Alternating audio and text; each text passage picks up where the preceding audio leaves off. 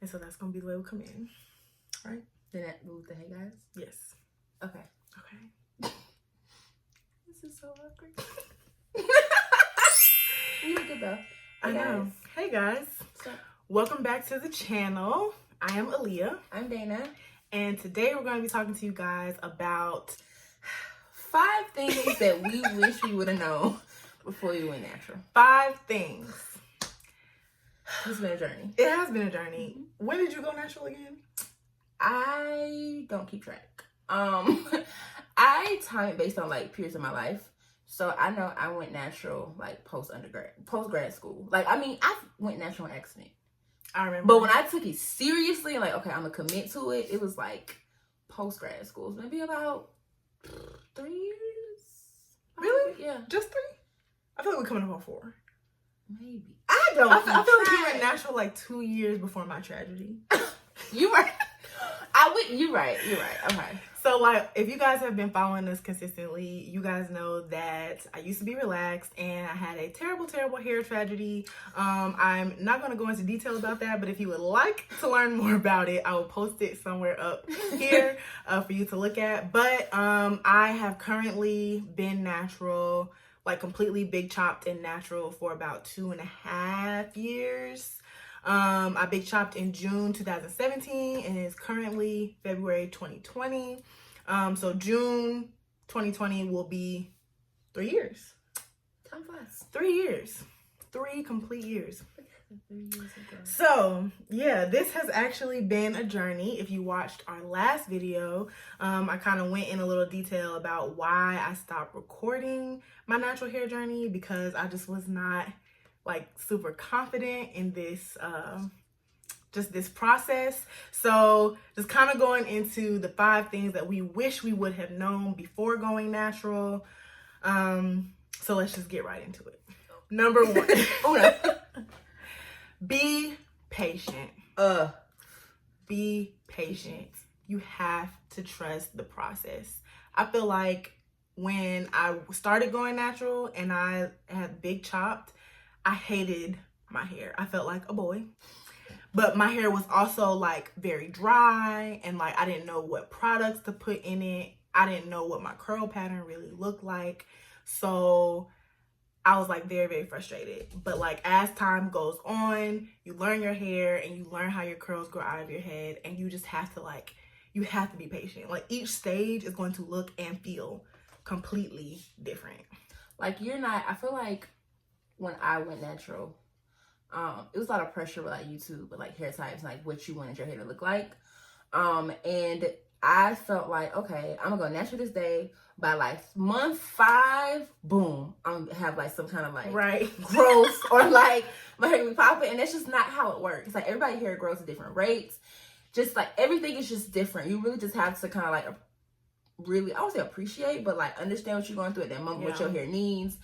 And just take pictures. I will say that like I see my journey more when I like go through my camera roll. Because day to day, you don't really like, I don't want to be like, oh, I got length. You know what I'm saying? Like, I wait, do that again. Do that again. I don't want to be like, oh, this is my length. Like, wow. You know what I'm saying? I don't want to do that. And it's like every day to see like when my hair is growing, like it's really just like taking pictures and just like appreciate it. Like, I think for me, at first, I was like, dang, I don't feel like washing my hair. Like, I don't want to do that. Once I realized, like, you know, this is a part of me, like, you know, like, I made it fun, but, like, I kind of made it into, like, my little self-care thing. Yeah. So, like, my natural hair became something where it was like, okay, it's not going to be perfect. It's going to take time. Let's just take it one day at a time and just, you know, approach it as it comes. Like, it ain't rocket science. Yeah. There's no right way to do it. You just have to figure out as you go because everybody's hair is different. I think that maybe rolling us into our tip 2, but yes. So like the second thing, number 2, is your hair is your hair. And you know your hair better than anyone else. Your hair type, no matter how similar your curl pattern is, your hair is going to be very different than other people's. I feel like me and Dana have these exact same hair type, like 4A, 4B, but as you can tell, like our hair still looks very different.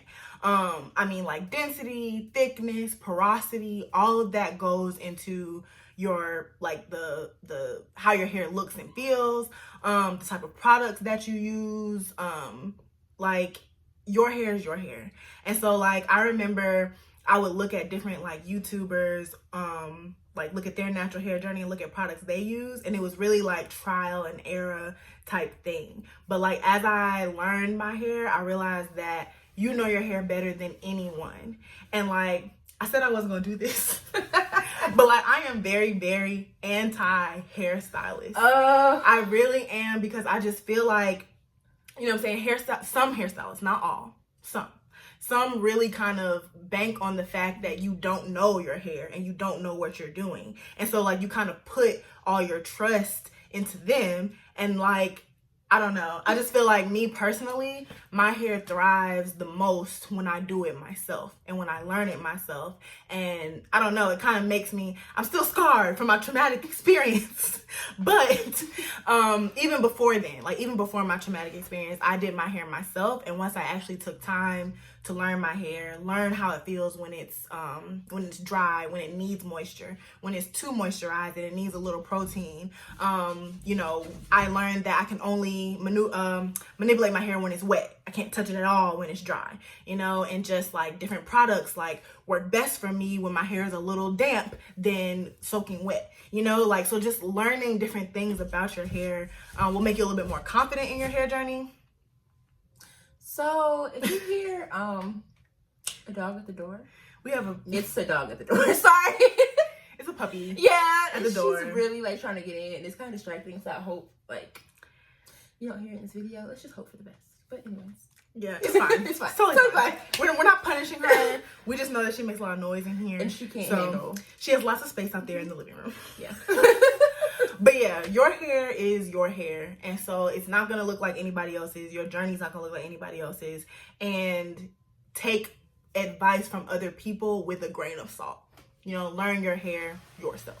Because I think a lot of times like we see people on YouTube and Instagram, especially when you're first starting out, and you're like, oh, my hair is like that. So you style your hair and you just kind of treat your hair as like you have an end goal in your mind already.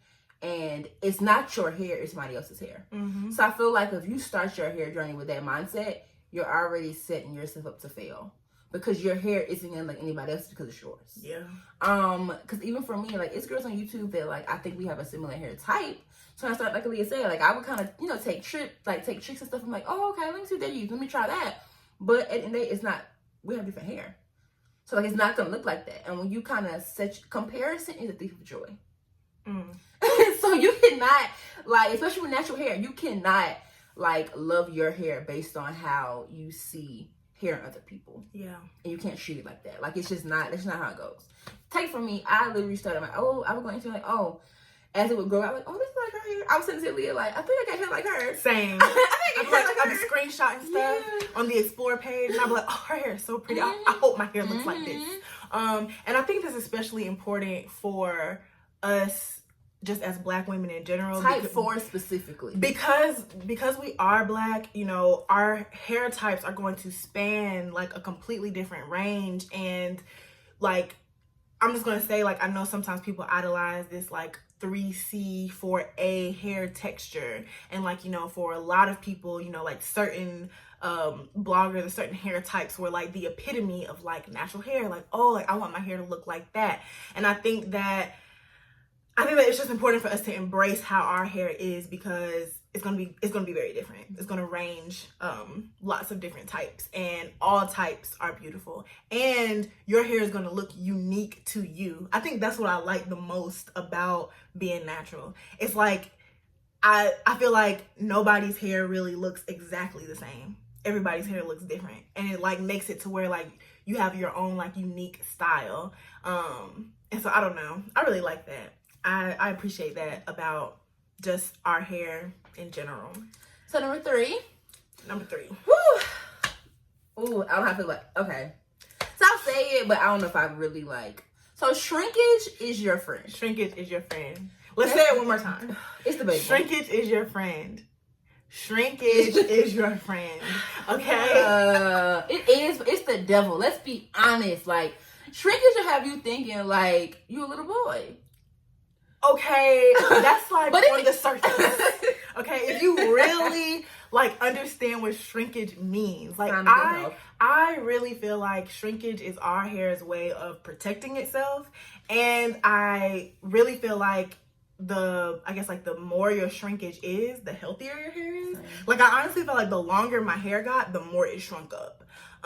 And yes, sometimes it sucks when you're doing like a wash and go or something and your hair is like here and you're like, these bitches think I'm bald, but I actually have like, but I actually like that. I appreciate that. I appreciate that part of natural hair because I feel like it's like magical and it's kind of like what makes us magical, and like people can look at us and think that we got short hair, but don't let me come tomorrow with a blowout or with a stretched twist out. Okay, like don't let me come back. don't let me the step on itch you. will be there. It'll be there. So I kind of like the versatility of natural hair, and so I feel like shrinkage, it sucks sometimes, but it's necessary. It's necessary, and it's an indication of health. So you should embrace your shrinkage and not hate it. Yeah. And also I think too that when it comes to like washing goes and twist outs and like having like stretch hair, I think sometimes like we hate it so much that we kind of compromise our hair health by using techniques that kind of make your hair more prone to breakage. That's just real. To stretch it out longer. That's real. Cause like even me when I I'm not really a wash and go girl. I'm trying to get into it, but the shrinkage is so bad that like I found myself like constantly trying to stretch it out to get my length back. And that would lead to single strand knots. It would, I think I was doing a lot to make it, I don't want to say long enough for me, but like at a comfortable to length. be comfortable, yeah. Yeah, so like, and that kind of strayed away from washing goes, I'll be honest. Like I was like, dang, if I gotta go through all this stretch it out, like I might as well, you know what I'm saying? Like do whatever. So I just think embracing it is really the key, because there's nothing wrong with it. I myself personally, I hate it, but I'm working. I mean, I know it's a good thing, but I still hate it. Let's be real. Like you want your hair, you know what I'm saying, to be at the length that well, not naturally, but like that it technically is. Yeah. Yeah, you know what I'm saying? I mean, like, I would be lying if I said that, like, I did my wash and goes and, like, just let myself walk around with all my shrinkage. Yeah, no, I'll be stretching it out. I'll be stretching my hair. You know that some workers on? I like... Hey, Boogie, stretch it out. I, like, band my hair when I have it, when I do wash and goes, just so so it'll look, like, just longer. And, like, with my twist outs, I like doing twist outs on stretched out hair rather than soaking wet hair, because it just like hangs better to me. So I would be lying if I said that, like, I just love when my hair shrink up and I look bald, because I don't, but I appreciate it. It's part of the process. Yes, you gotta appreciate it, like pros and cons, like part of the process. Because honestly, like elasticity is an indicator of good health. So if your hair don't pop back, something going on. So, like, pros and cons. And I just really love, like, when my hair is natural for, like, 2 or 3 weeks. And then I finally, like, either, like, wash it or straighten it. And I get to see the length. And I'm like, hold on. Like, I didn't even know. Like, okay. So I kind of like the element of surprise there. So, remember, shrinkage is your friend. And also, I know you got to move on. But, like, I think as the natural community, we obsess over length. We do. Like, we really obsess over length. And I, myself, am trying to move past that. I just want to take care of my hair, make sure it's healthy, and just keep it moving. Like, I don't want to always be like, oh, we're like a little boy. I know I just said that. But, like, I'm really trying to move past that because, like, it's an obsession. Like, we always want to make sure our hair, like, is growing, it's long. We hitting, like, milestones. But, like, take it back to, like, trust the process. Like, I mean, hair grows. That's what it does. Yeah. Because, let's be honest, it's just hair. Yeah. Like, you know what I'm saying? Like, it's really, at the end of the day, it's just hair.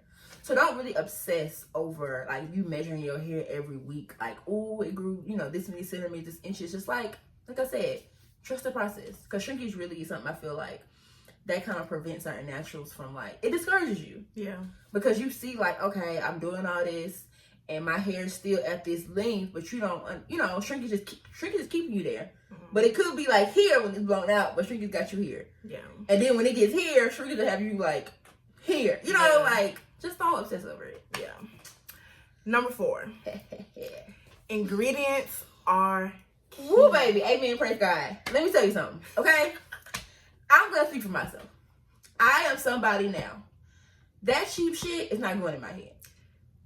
That is correct. I don't like, I salute all the girls who are like, oh, you know, we get this dollar conditioner and this. That's not me. Like, I know, you know, people's pockets are different. But that's one thing that I just will invest my coins in because I've seen the difference. Yeah. And once you invest in quality, my mama always told me, you get what you pay for. And that's something that sticks with me in every aspect of life. Yeah. And because of what I put in my hair, I am very particular. Like certain brands, yes, they're pricey. I mean, some conditioner are like $20. But it's worth it because you are getting like the maximum benefit. It's really like benefiting your hair. So, and then like ingredient list. As you like learn your hair, so kind of going back to what we were saying about like your hair is your hair. As you learn it, you'll learn like which areas you can like, you know what I'm saying, like tip the scale on, right? Mm-hmm. So like I don't spend very much money on shampoo at all. Same. My shampoos are actually like very cheap. If it's not Aussie, it's Mane and Tail or like some other cheap shampoo that I don't really care about. I spend all my money on conditioners. I will pay top dollar for conditioners. 15, 20, 25 is worth 25. 30 is kind of like 30 is pushing it. I don't think I've ever come across a $30 conditioner. If I did, I'll be very skeptical of it. But like, you know, I'll pay for a conditioner because that's like where I, you know, most of my value is in conditioning. Because I'm the conditioners and stylers, like a good like twisting butter or like something, not necessarily a leave-in. Like, cause for me, leave-in's not really that key in my routine. So like, I mean, it's cool, but like, I'm not really. 15 is kind of pushing it for a leave-in. But stylers and, you know, the gel souffles, like that's what I invest my money in. Mm-hmm. But knowing what, as far as like ingredients, I think knowing what your hair really responds to in a good way is really key. Cause like my hair loves honey. Like any product that has honey in it, I'm gonna get a bomb result out of it. Mm-hmm. But glycerin, I'm gonna get kind of like, it can lead to a lot of frizz.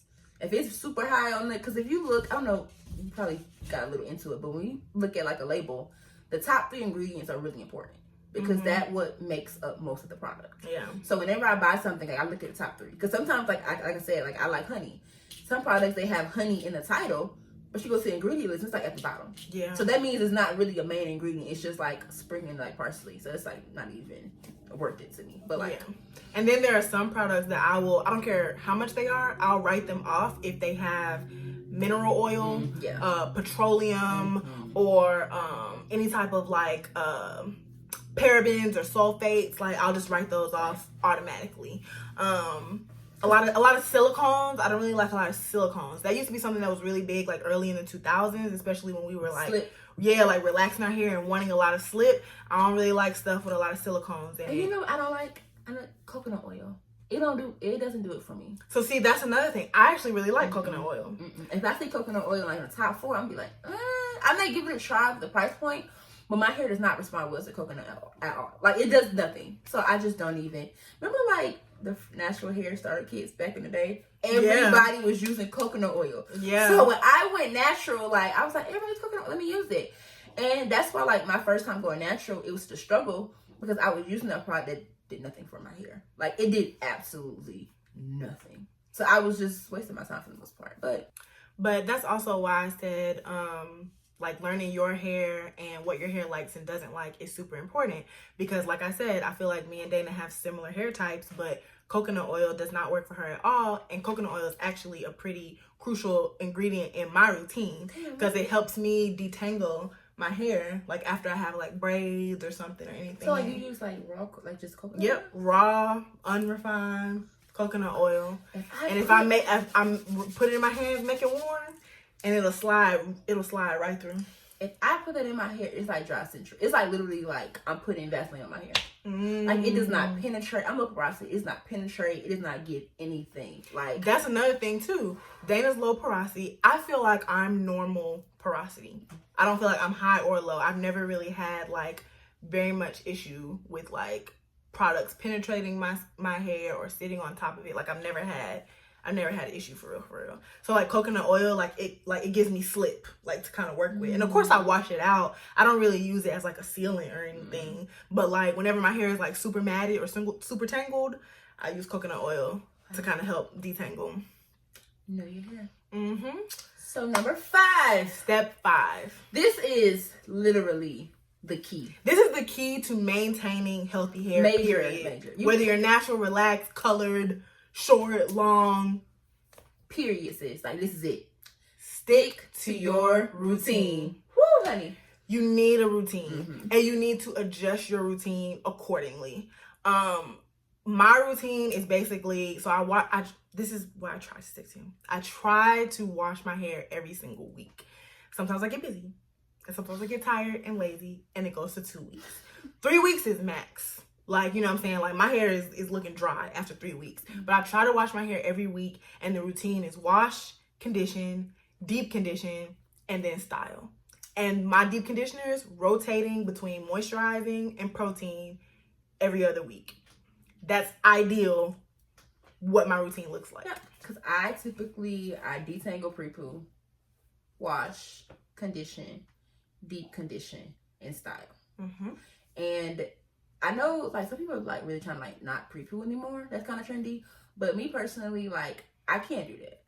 I mean, I can, but like, I feel like my hair is at its best health when I pre-poo. Because adding that moisture back in and making sure my hair is thoroughly detangled before I wash it is like very key to like making sure I don't have these little fairy knots. I'm not dealing with tangles. Because my hair is very easy to tangle. Like, even when I like do my full detangling routine, if I don't really make sure that I wash with intention and making sure the sections are there, it's tangling back up. Even if I get a fresh trim, my hair is just very easy to tangle. So that's and I wash my hair once a week.